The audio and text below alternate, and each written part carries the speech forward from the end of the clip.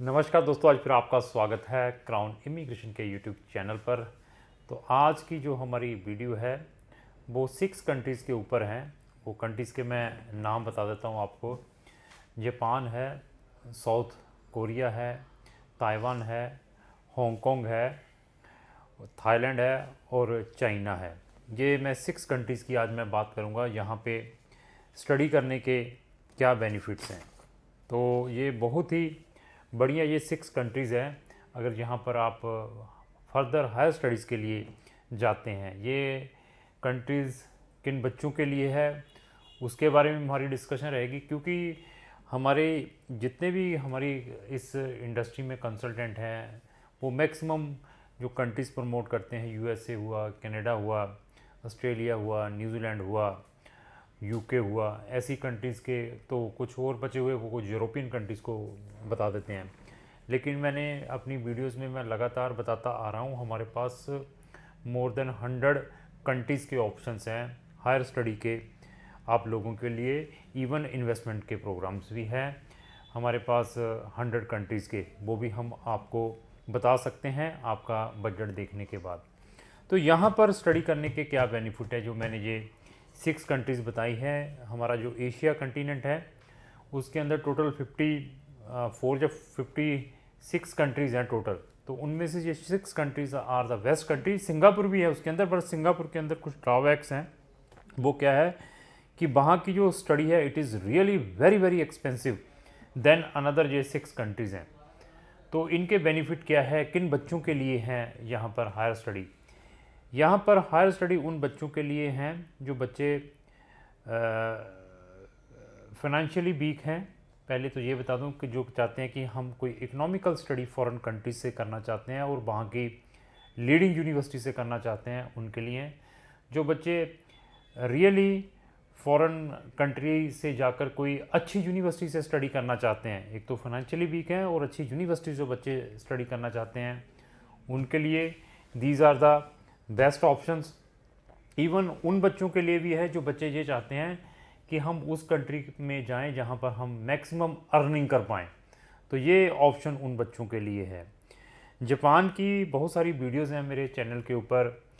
उनका जो जासो ऑर्गेनाइजेशन है उनकी भी हमारे चैनल के ऊपर वीडियोस हैं। उनके डायरेक्टर की भी मैंने खुद ने इंटरव्यू ली हुई है, उसकी वीडियो भी हमारे चैनल पर जाकर दे सकते हैं। तो जापान के अंदर आप ये लेकर चलिए कि जो भी इंटरनेशनल स्टूडेंट जाता है, वर्ल्ड की जितनी भी कंट्रीज़ हैं उससे सबसे ज़्यादा अर्निंग वहाँ पर वो कमा सकता है जापान के अंदर। और स्टडी को भी अगर जितनी भी OECD कंट्रीज़ हैं, आप स्टडी का भी कंपैरिजन करते हैं, तो चाहे मैं साउथ कोरिया की बात करूं, चाहे जापान की बात करूं, चाहे हांगकांग की बात करूं, वो सबसे पहले आएंगी इन कंट्रीज़ के अंदर जो यूनिवर्सिटीज़ हैं। तो OECD के अंदर कंट्रीज़ कितनी है total, approx I think so 40 country से ज़्यादा कंट्रीज़ हैं। पूरा शेंगन है, इवन यूके है, ऑस्ट्रेलिया है, न्यूजीलैंड है, मतलब ये सारी की सारी OECD कंट्रीज़ हैं। तो उन कंट्रीज़ के अंदर ये भी कंट्रीज़ आती हैं जो मैंने बताया। अगर इन कंट्रीज़ के अंदर बेस्ट यूनिवर्सिटीज़ आप ढूंढते हैं OECD कंट्रीज़ से, सबसे ज़्यादा यूनिवर्सिटीज़ इन कंट्रीज़ के अंदर आपको मिलेंगी। तो दूसरा ऑप्शन क्या है कि वहाँ की जो स्टडी है वो इकोनॉमिकल है इंटरनेशनल स्टूडेंट्स के लिए। और इवन यहाँ की जो यूनिवर्सिटीज़ हैं बहुत सारे डिफरेंट टाइप के स्कॉलरशिप प्रोवाइड्स करती हैं। ये जो मैंने 6 कंट्रीज़ बताई हैं वो उस टाइप की आप स्कॉलरशिप भी ले सकते हैं। तो वो स्कॉलरशिप कैसे मिलते हैं मैंने उसके लिए अपनी वीडियोस में भी बताया है। जापान की आपकी प्रोफाइल के ऊपर डिपेंड है कि आपकी प्रोफाइल कैसी है। तो साउथ कोरिया भी एक ऐसी कंट्री है जो कि आपको पोस्ट स्टडी स्कॉलरशिप भी प्रोवाइड करती है। ऐसी कंट्री कहीं नहीं मिलेगी। इवन आपको डिसबर्समेंट भी मिलती है आपकी एयर टिकट के ऊपर, जब आपने पढ़ने के लिए जाना है और जब आपने वापस आना है। इससे आप कंपेयर कर सकते हैं कि वर्ल्ड की कौन सी ऐसी कंट्री है जो इस टाइप की स्कॉलरशिप इंटरनेशनल स्टूडेंट्स को प्रोवाइड करती हैं। सिर्फ यही कंट्रीज़ आपको मिल पाएंगी। तो यहाँ पर हमारे बहुत सारे इंटरनेशनल स्टूडेंट हायर स्टडीज़ के लिए जाते हैं, इवन कोरियन लैंग्वेज सीखने के लिए जाते हैं। बैचलर डिग्री इंग्लिश टोट प्रोग्राम में भी है उनके पास, डिफरेंट स्ट्रीम में मास्टर डिग्री भी मिल सकती हैं, इवन PhD के लिए भी जाते हैं। तो आप मुझे प्रोफाइल बताएं, प्रोफाइल देखने के बाद मैं आपको सजेस्ट करूंगा कि आप किस वे से कौन सी यूनिवर्सिटी में एडमिशन ले सकते हैं। जापान यूनिवर्सिटीज़ में एडमिशन लेना it is little bit difficult है। आपके पास N5 होना चाहिए, उनकी जैपनीज़ लैंग्वेज की बेसिक आपके पास होनी चाहिए, उनका एक इंटरनेशनल एग्ज़ाम होता है EJU, वो होना चाहिए। जापान में आप डायरेक्टली जैपनी लैंग्वेज सीखने के लिए जा सकते हैं, बट जैपनी लैंग्वेज सीखने के लिए भी आज की डेट में बहुत सारे लैंग्वेज स्कूल्स ने आपका N5 मैंडेटरी किया हुआ है। साउथ कोरिया में भी बहुत जो इंटरनेशनल स्टूडेंट हैं बहुत अच्छे पैसे कमाते हैं ड्यूरिंग पार्ट टाइम, और जब वकेशंस होती हैं, हॉलीडेज़ होती हैं, ड्यूरिंग दैट टाइम वो फुल टाइम वर्क करके अच्छी अर्निंग कमाते हैं। क्योंकि जो हमारा बच्चे वहाँ पर जाते हैं, उनके जब उनसे हमारी डिस्कशन रहती है, वो बच्चा ये कहता है कि मैं वहाँ से 75,000 से लेकर 3-3 लाख रुपया महीने का कमाता हूँ। लेकिन ये है कि वो मेहनत बहुत करते हैं, 18-18 घंटे, 24 घंटे में से 18-18 घंटे कहते हैं हम जॉब करते हैं जब हमें छुट्टी होती है, तो पैसे कहते हैं बहुत अच्छे मिलते हैं इन कंट्रीज़ में। तो हमारे पास अभी हांगकॉन्ग है। हांगकॉन्ग में क्या बेनिफिट है? हांगकॉन्ग जैसे आप लोगों को मालूम है यूके की टेरिटरी रहा है, यूके के अंडर था। आई थिंक 1998 में ये यूके से अलग हुआ है, उसके पास लीज़ के ऊपर था। ये चाइना का ही पार्ट है हांगकॉन्ग, तो उनके पास लीज़ के था। यहाँ का जो सिस्टम है, चाहे वो एडमिनिस्ट्रेटिव है, चाहे वहाँ का एजुकेशन का है, वो यूके के पैरेलल है। बहुत अच्छी अच्छी यूनिवर्सिटी है, but Hong Kong little bit expensive है। वहाँ की जो यूनिवर्सिटीज़ है, जितनी भी जो मैंने कंट्रीज़ बताई हैं, यहाँ पर एक बेनिफिट और है, आप अपनी स्पाउस के साथ भी जा सकते हैं, इवन डिपेंडेंट बच्चों के साथ भी जा सकते हैं अगर आप इन कंट्री में हायर स्टडीज़ के लिए जाना चाहते हैं। तो अगर यहाँ की मैं फ़ीस बताऊँ साउथ कोरिया या जापान की, वो 3-3 हज़ार $US से स्टार्ट होकर 10-10 हज़ार $US की है अगर आप पेड स्टडी में जाते हैं। अगर आपको स्कॉलरशिप मिल जाता है तो वो फ्री भी आपको प्रोवाइड हो सकती है। हांगकॉन्ग के अंदर हमारे पास bachelor, master, even diploma programmes भी हैं।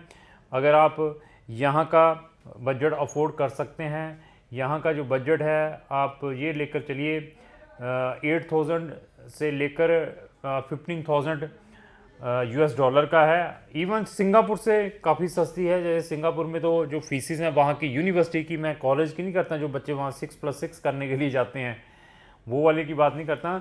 सिंगापुर में अगर आप बैचलर डिग्री कहीं पर करने के लिए जाते हैं या मास्टर करने के लिए जाते हैं, उसका जो बजट है 30-30 हज़ार सिंगापुर डॉलर से स्टार्ट, 15-15 लाख से स्टार्ट होकर 40-40 लाख का है। तो उससे फिर भी मतलब लेस एक्सपेंसिव है। अगर आपने हांगकॉन्ग में जाना है तो मैं वहाँ के भी आपको बेस्ट से बेस्ट ऑप्शंस प्रोवाइड कर सकता हूँ।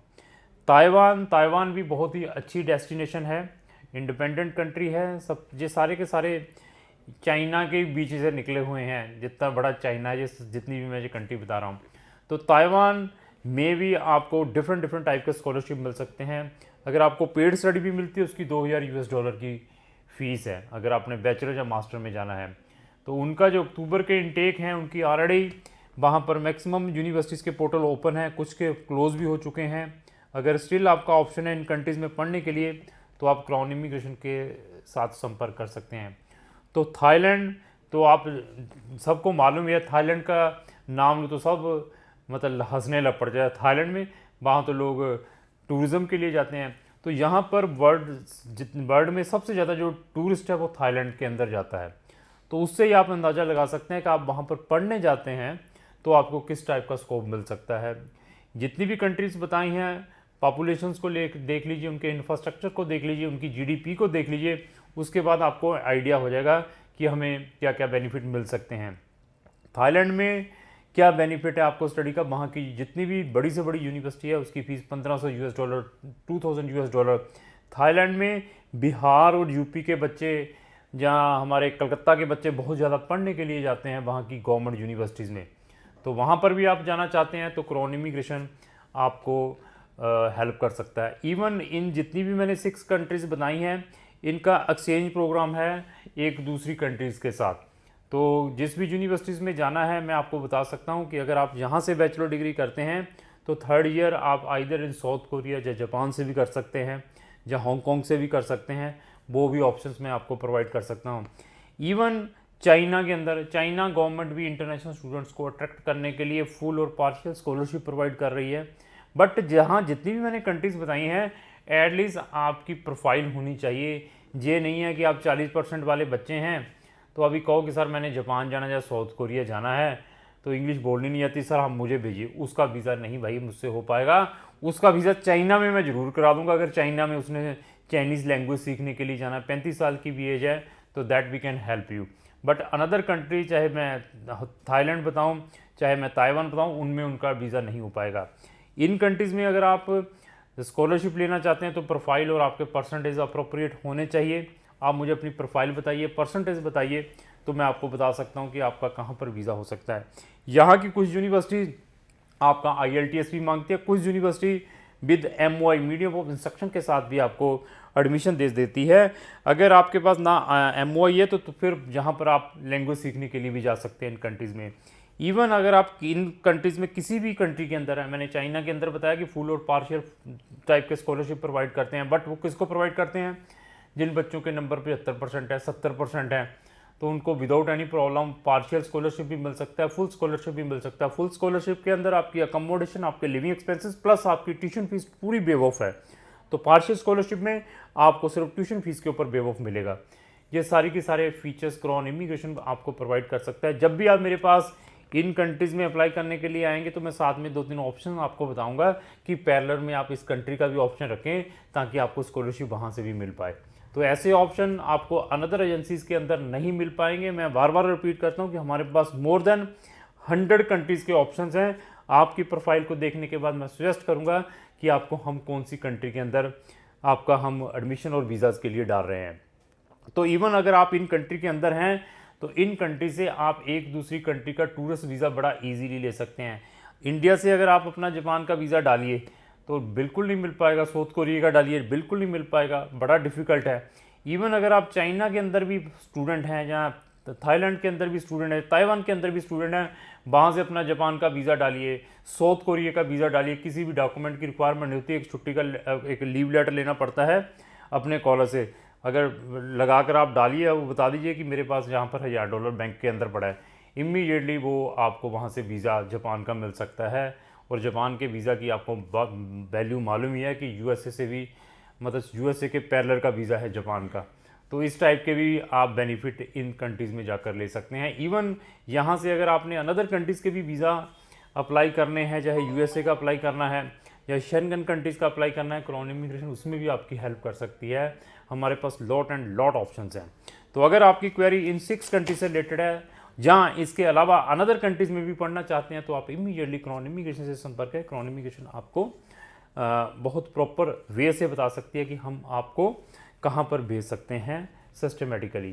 तो इस टाइप की इन्फॉर्मेटिव वीडियो मेरे चैनल के ऊपर बहुत सारी हैं, अगर उनको भी देखना चाहते हैं तो मेरे चैनल को ब्राउज करके देख सकते हैं। अगर आपको जो मेरी वीडियो अच्छी लगी उसको लाइक एंड शेयर करना ना भूलें। Thank you.